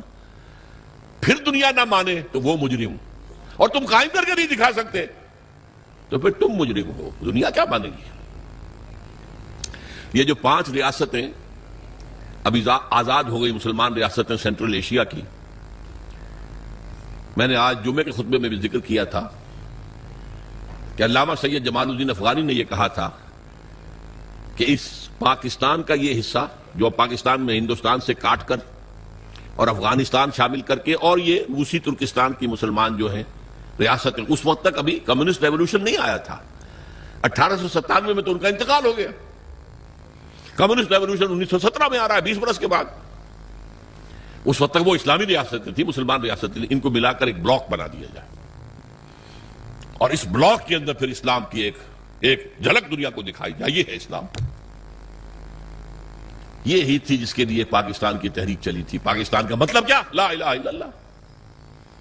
قائد اعظم نے کہا تھا، آج جمعے کے اندر میں نے اس کا کیسٹ بھی ہوں گے، میں نے ان کا اقتباس بھی پڑھ کر سنایا ہے جمعے کی اپنی تقریر میں. اور علامہ اقبال نے جو کہا تھا کہ یہ یقینی ہے، شدنی امر ہے کہ ہندوستان کے شمال مغرب میں ایک آزاد مسلمان ریاست قائم ہوگی، اور اگر ایسا ہو گیا تو ہمیں موقع مل جائے گا کہ دور ملوکیت، دور بنو امیہ، دور بنو عباس، سلاطین عثمانی، ان کے دور میں اسلام کے چہرے پر جو بدنما داغ اور دھبے آ گئے تھے انہیں ہٹا کر صحیح اسلام کا نقشہ پیش کریں. اس کام کے لیے پاکستان بنا تھا. And we have failed utterly. بالکل ناکام ہو گئے. اسی لیے آج کی نوجوان نسل پوچھتے کیوں بنایا تھا اسلام؟ وہی تہذیب جو وہاں ہے وہ یہاں ہے، وہی بینکنگ کا سسٹم جو وہاں ہے وہ یہاں ہے. وہ بلکہ ایک معاملے میں بہتر رہے، انہوں نے جاگیرداری تو فوراً ختم کر دی تھی. ہمارے تو سروں پر جاگیردار وڈیرا بیٹھا ہوا ابھی تک. وہ بہتر رہے. اس لیے وہاں عوامی سیاست ہے. یہاں عوامی سیاست کیا آئے گی؟ عوامی سیاست شہروں میں آ سکتی ہے، کراچی میں، لاہور میں، بڑے شہروں میں. باقی جو 70-80% لوگ ہیں وہ تو وڈیروں کے انگوٹھے تلے ہیں. جاگیردار وڈیرے بڑے زمیندار اور بلوچستان کے سردار اور سرحد کے قوانین، یہ وہی تو ہے نا۔ بہرحال ایک تقاضا لا الہ الا اللہ کا وہ بھی مکمل ہوتا ہے اگر پورا دین جو ہے قائم ہو اور آپ کی بندگی خالص ہو جائے اللہ کے لیے۔ ایک تقاضا محمد الرسول اللہ کے امتی ہونے کا صلی اللہ علیہ وسلم، کہ دین کی دعوت اور تبلیغ اور اس کی شہادت کا حق ادا کر دو، اور یہ حق بھی بتمام و کمال کب پورا ہوگا؟ جب پورا اسلام کا نظام قائم کر کے دنیا کو دکھاؤ اور بلاؤ انہیں، آؤ دیکھو دس از اسلام، دیکھ لو اس کی برکتیں، دیکھ لو یہاں کوئی ایکسپلائٹیشن نہیں ہے، یہاں کوئی ڈسکریمنیشن نہیں ہے، یہاں کوئی ریپریشن نہیں ہے، کوئی ظلم نہیں ہے، آؤ دیکھو امن ہے، کوئی چوری نہیں ہے، کوئی ڈکیتی نہیں ہے، کچھ نہیں ہے۔ جب تک ہم یہ نہیں کرتے ہم رسول کے امتی ہونے کا حق ادا نہیں کر رہے۔ یہ جو میں نے دو چیزیں بتائی آپ کو، لا الہ الا اللہ عبادت، اور اس کی بھی چوٹی کیا ہے؟ دین کو قائم کرنا، محمد رسول اللہ شہادت علی الناس، اس کی تکمیل بھی کب ہوگی؟ جب پورے دین کا ایک نقشہ دنیا کے سامنے عملاً پیش کر دیا جائے۔ یہ دونوں جڑ گئے نا۔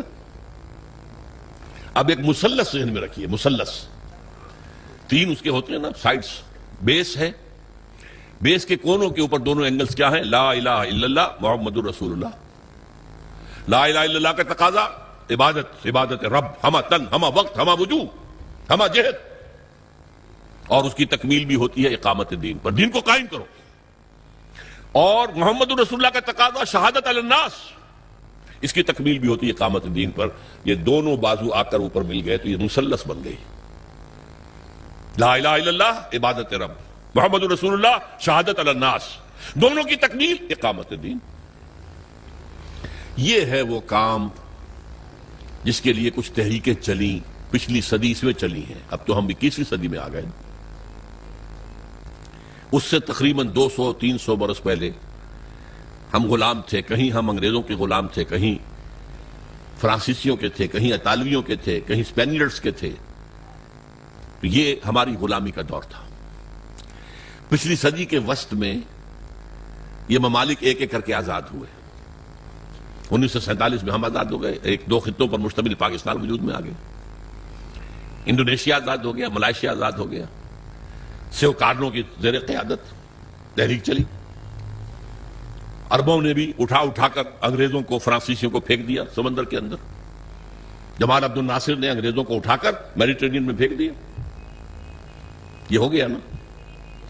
تو ایک خواہش پیدا ہوئی مسلمانوں کے دل میں، جیسے کوئی شخص گہری نیند سے بیدار ہو جائے، اسے یاد آئے یہ ہم پر انگریزی نظام تھا، فرانسیسی نظام تھا، فلاں نظام تھا، اب ہم آزاد ہیں، ہم اپنے نظام کو قائم کریں۔ اب تو ہم آزاد ہیں نا، ہمارا بھی ایک نظام تھا نا جو محمد رسول اللہ نے قائم کیا تھا 1400 برس قبل، جو 30 برس کامل شکل میں جو ہے دنیا کے اندر نافذ رہا، کامل شکل میں۔ پھر رفتہ رفتہ پہلے 6 منزل گری ہے، 6 منزلہ عمارت تھی، پھر کچھ عرصے کے بعد 5ویں گری ہے، گرتے گرتے پھر وہ 0 ہوئی ہے، جبکہ آ کر ہم پر یہ مغربی قوتیں جو ہیں حکمران ہو گئی۔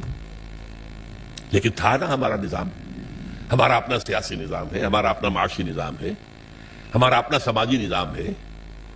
اس کے لیے ہم کوشش کریں کہ اپنے ملکوں میں اس اسلام کو قائم کریں۔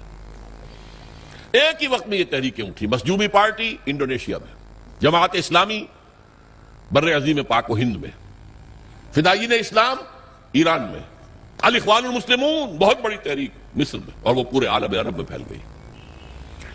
بدقسمتی سے تاحال ان میں سے کسی تحریک کو کوئی کامیابی حاصل نہیں ہوئی۔ اس کے کچھ اسباب ہیں، میں صرف اشارہ کروں گا۔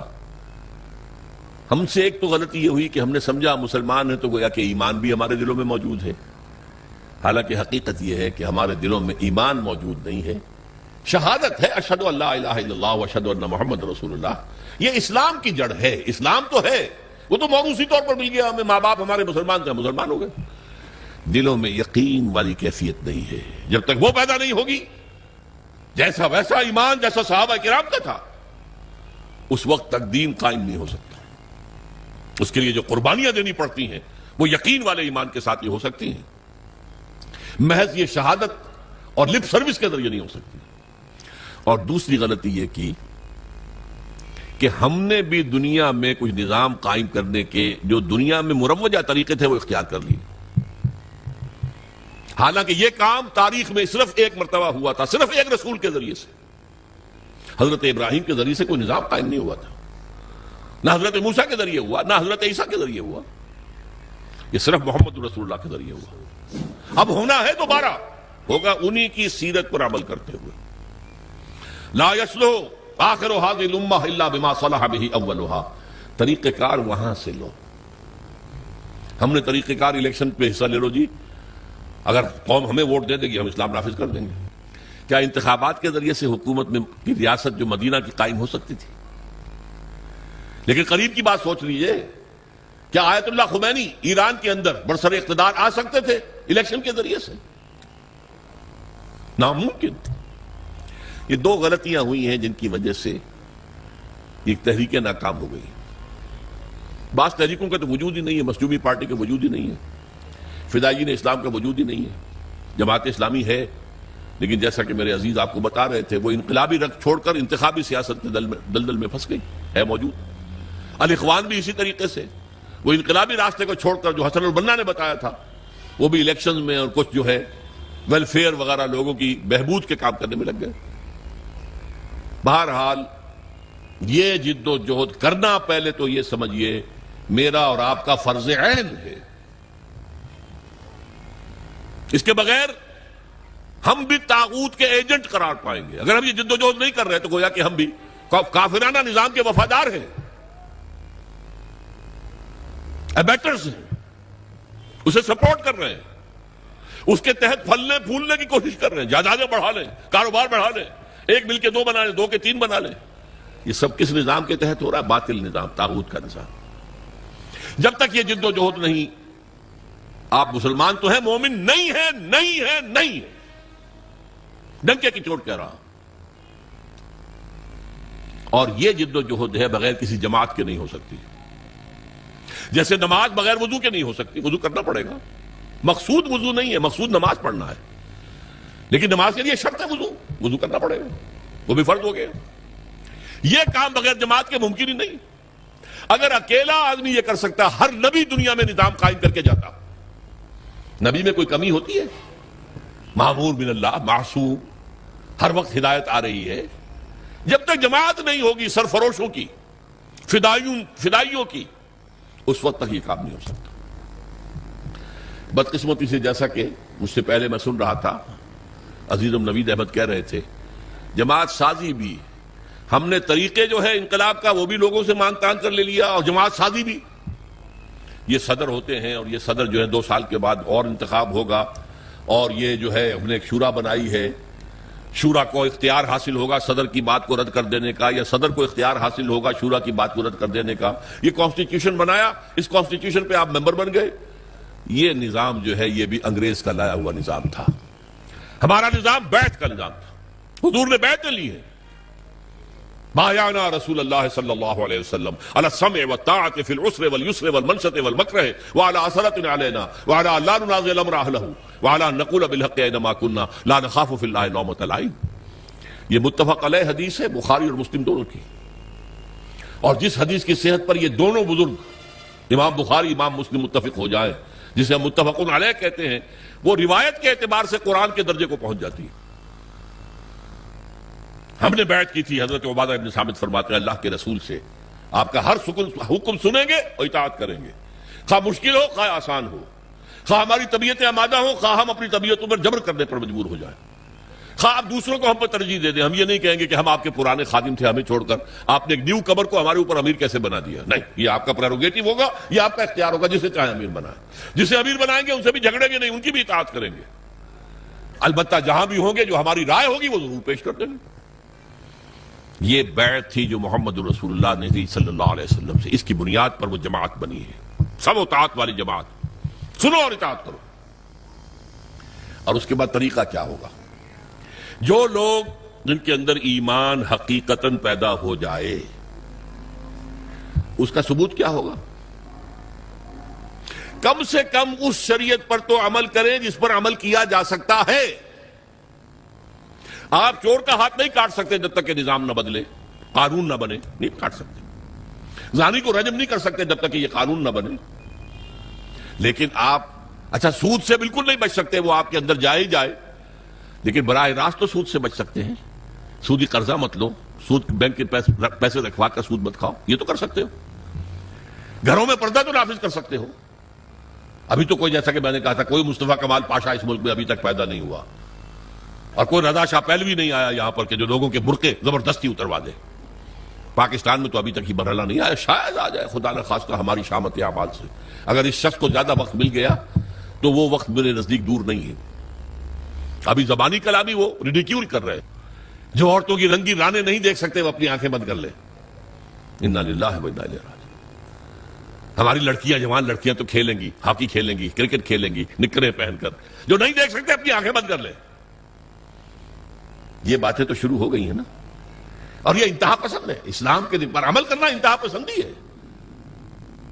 بہرحال جب تک ہمارے پاس اتنی طاقت نہیں ہو جاتی کہ ہم حکومت سے ٹکر بول لے سکیں، لیکن وہ ٹکر اسلام کی بنیاد پر ہو، اسلام کی بنیاد پر. ہمارے ہاں ٹکریں لی گئی ہیں جمہوریت کے نام پر.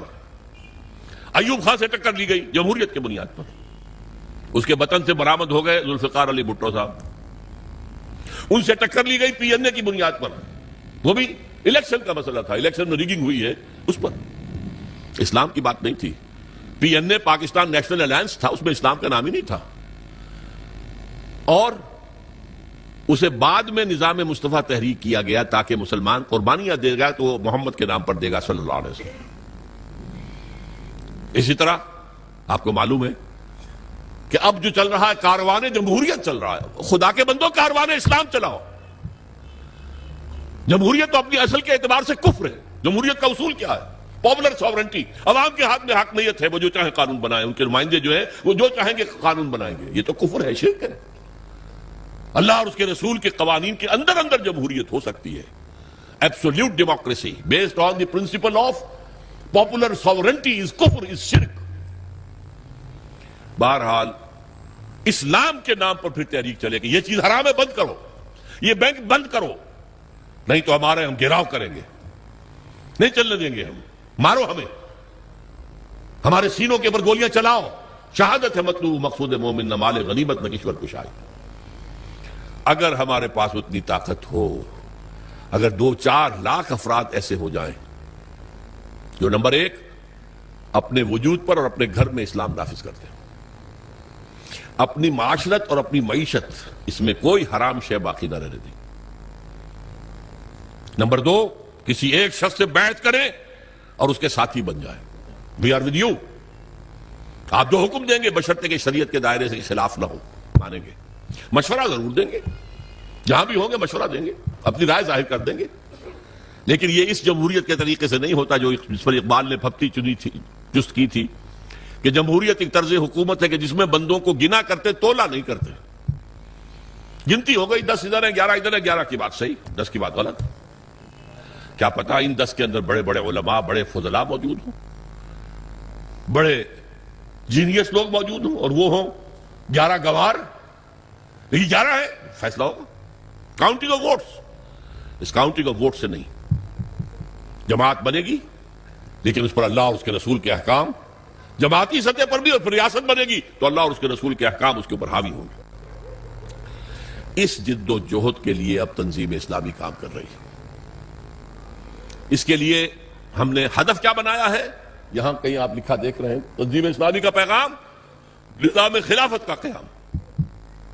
وہ خلافت علی منہاج النبوہ جو حضور صلی اللہ علیہ وسلم کے بعد 30 برس تک کامل شکل میں رہی دنیا کے اندر، اور حضور کی پیشن گوئیاں موجود ہیں کہ دوبارہ دنیا میں آئے گی. وہ خلافت دوبارہ آئے گی، اور اب جب آئے گی گلوبل ہوگی. بڑا مقابلہ زبردست پیش آنے والا ہے. دنیا کو ہے پھر مار کے روح و بدن پیش. تہذیب نے پھر اپنے درندوں کو ابھارا. اللہ کو پامر دیے مومن پہ بھروسہ، ابلیس کو یورپ کی مشینوں کا سہارا. پامر دیے مومن، یقین والے مومن. وہ جب جد و جہد کریں گے تو نہ بش کچھ کر سکے گا، نہ شیرون کچھ کر سکے گا، نہ ای یو کچھ کر سکے گا. اللہ کی مدد ہمارے شامل حال ہوگی. ان ینصرکم اللہ فلا غالب لکم. اگر اللہ تمہاری مدد کرے گا کوئی تم پر غالب نہیں آ سکتا. وَإِن يَخْذُلْكُمْ، اگر اللہ تمہارے ساتھ چھوڑ دے فَمَنْ ذَا الَّذِي يَنصُرُكُمْ مِنْ بَعْدِهِ، پھر کون مدد کر سکتا ہے تمہاری. لیکن اللہ کی مدد آئے گی تو اس طریقے سے اقامت دین کی جد و جہد کے ذریعے سے آئے گی، ورنہ نہیں آئے گی۔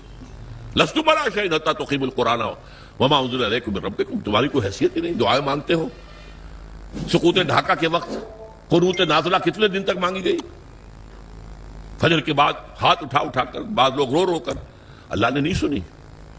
شکست، عظیم شکست کا کلنک کا ٹیکہ ہمارے ماتھے پر لگ گیا، آج تک دھلا نہیں ہے وہ،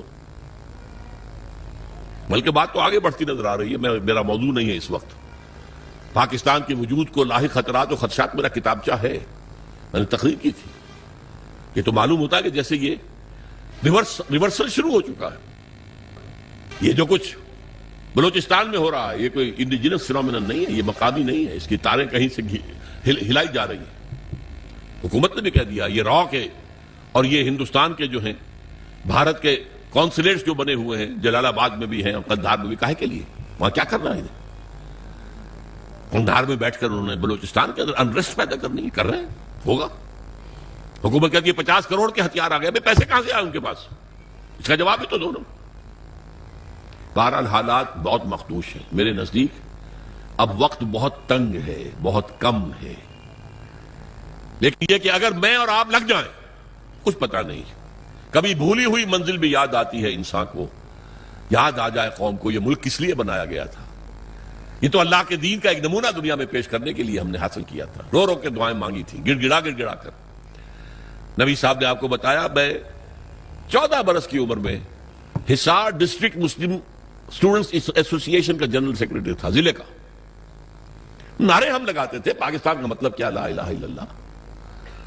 عیدین میں، جمعوں میں، جمعۃ الوداع میں رو رو کر گڑ گڑا کر دعائیں کرتے ہیں، اللہ ہمیں انگریز اور ہندو کی دوہری غلامی سے نجات دے، ہم تیرے دین کا بول بالا کریں گے۔ اللہ نے کہا اچھا لو ملک، فننظر کیف تعملون، پھر ہم دیکھیں گے تم کرتے کیا کیا ہم نے، کہاں ہے وہ دین، کہاں ہے وہ اسلامی نظام، کہاں ہے وہ خلافت راشدہ کا نظام۔ تو گویا کہ مثبت اساس اس ملک کی جو ہے وہ ہم ڈھا چکے ہیں، ختم کر چکے ہیں۔ بہرحال اس صورتحال میں ہماری دعوت ہے، آپ اپنے فرض پہچانیے، لا الہ الا اللہ کا تقاضا کیا ہے، عبادت رب ہمہ تن، ہمہ وقت، ہمہ وجوہ، ہمہ جہت، اللہ کی اطاعت، اللہ کے رسول کی اطاعت کے ذریعے۔ تکمیل کب ہوگی؟ جب پورا دین قائم ہو جائے گا، پھر ہماری اطاعت اور ہماری عبادت مکمل ہوگی۔ محمد رسول اللہ کا تقاضا کیا ہے؟ جیسے حضور نے دین کی دعوت دی اور دین کو قائم کیا، ہم بھی وہ جد و جہد کریں، اور یہ شہادت علی الناس کا بھی حق اس وقت ادا ہوگا جب وہ دنیا کے سامنے کسی ملک میں اسلام قائم کر کے دکھا سکے، آؤ دیکھو یہ اسلام ہے، یہ محمد رسول اللہ کی رحمت للعالمینی کا مظہر یہ ہے، یہ نظام۔ لہذا یہ دونوں بازو آ کر اقامت دین پہ جڑ جاتے ہیں۔ اقامت دین کے لیے، جد و جہد کے لیے پہلے ایمان، یقین والا ضروری ہے۔ اس کا منبع اور سرچشمہ قرآن حکیم ہے۔ میں اپنی زندگی کے 45 سال اس میں بسر کر چکا ہوں، بلکہ 50 سال قرآن کا پڑھنا اور پڑھانا، سیکھنا اور سکھانا، تاکہ ایمان پیدا ہو دلوں کے اندر۔ جماعت قائم ہوئی ہے، اللہ کا فضل ہے، اللہ کا شکر ہے۔ میرے بہت سے ساتھی ہیں اب جو درس قرآن اسی طریقے سے دے سکتے ہیں جیسے میں دیتا ہوں اور دیتا رہا ہوں، بلکہ بعد مجھ سے بہتر درس دے سکتے ہیں۔ یہ دوسری بات ہے کہ ابھی وہ معروف نہیں لوگوں کے اندر، تو اگر کہیں میرے درس کا اعلان ہو تو لوگ زیادہ آ جائیں گے، ہمارے نوجوان ساتھیوں کے درس کا اعلان ہو تو اتنے لوگ نہیں آئیں گے، یہ دوسری بات ہے، لیکن وہ کام ہو رہا ہے۔ تنظیم بھی قائم ہو چکی ہے، بیعت کی بنیاد پر قائم ہو چکی ہے، ہم نے سنت نبوی کو زندہ کیا، الحمدللہ ثم الحمدللہ، کہ بیعت کی بنیاد پر تنظیم ہے۔ وہ انگریزوں کے لائے ہوئے طریقوں پر ہم نے تنظیم اور جماعت نہیں بنائی ہے۔ اب وہ دعوت آگے کرنا، پھیلانا، آپ اس تنظیم میں شامل ہوں۔ آپ کو یہاں پر میرا خیال ہے کہ یہاں جو سٹال ہے اس میں بیعت فارم بھی مل جائے گا، اس میں اگر آپ کو واقعی ارادہ کر لیں وہ بیعت فارم پر کر جائیں، تنظیم میں شامل ہو جائیں گے۔ اگر آپ کو کوئی اشکالات ہیں تو ہمارے ساتھی ہیں، ہمارے دفاتر ہیں، وہاں پر جائیے، ان سے گفتگو کیجیے، ان سے آپ لٹریچر لیجیے، آڈیوز کے ویڈیوز لیجیے، دیکھیے، سوچیے، غور کیجیے، لیکن سیریسلی۔ اگر خدا نہ خواستہ ہم ناکام ہو گئے دنیا میں، تب بھی آخرت میں جو کامیاب ہوں گے، اللہ میں یہ کام کرتا رہا آخری دم تک، اللہ میں نے دنیا میں جائیداد نہیں بنائی، اللہ میں نے یہ کام کیا، میں نے تیری کتاب کو پھیلایا ہے، اور میں نے تیرے دین کو قائم کرنے کے لیے جماعت بنائی ہے، اور تیرے رسول کی سنت پر اس کا نظام بیعت کی بنیاد پر رکھا ہے۔ میں کم سے کم اللہ کے ہاں جا کر یہ تو کہہ سکوں گا نا، چاہے ہم قائم کر سکیں یا نہ کر سکیں، اور اگر کر دیں تو کیا کہنے، پاؤ 12 ہیں. پھر دنیا میں بھی اور آخرت میں، دونوں میں کامیابی ہے. ورنہ آخرت کی کامیابی تو کہیں نہیں گئی. دنیا میں اگر ہم نہیں کامیاب ہوتے اور اسلامی انقلاب نہیں آتا اور خدا نہ خواستہ یہ ملک بھی ختم ہو جاتا جس کے آثار اب بہت قوی ہیں، تو بہرحال ہم آخرت کا سوار لیں گے اگر ہم اس کام کے اندر تن من دھن لگاتے رہے. جیسے قرآن میں کہا گیا ہے قل ان صلاتی و نسکی و محیایا و مماتی للہ رب العالمین، کہہ دو میری نماز، میری قربانی، میرا جینا، میرا مرنا سب اللہ کے لیے. میری زندگی کا مقصد تیرے دین کی سرفرازی، میں اسی لیے مسلمان، میں اسی لیے نمازی. نماز اسی لیے ہے واستعینوا بالصبر والصلاۃ، مدد حاصل کرو صبر سے اور نماز سے. نماز جو ہے آپ کو قوت دے گی اس کام کے لیے جد و جہد کرنے کی، طاقت فراہم کرے گی. بہرحال یہ پیغام ہے ہماری دینی ذمہ داریاں کلمہ طیبہ کے حوالے سے.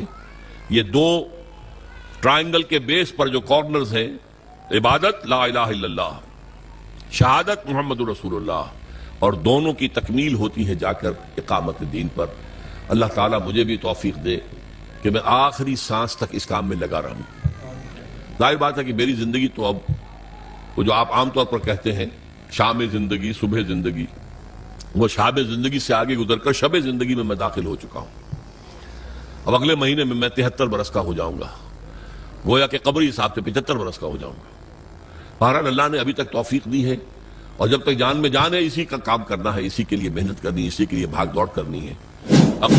السلام علیکم سامعین، آپ لوگ ڈاکٹر اسرار احمد صاحب کے اور بیانات سننا چاہتے ہیں تو ہمارے چینل کو سبسکرائب ضرور کریں.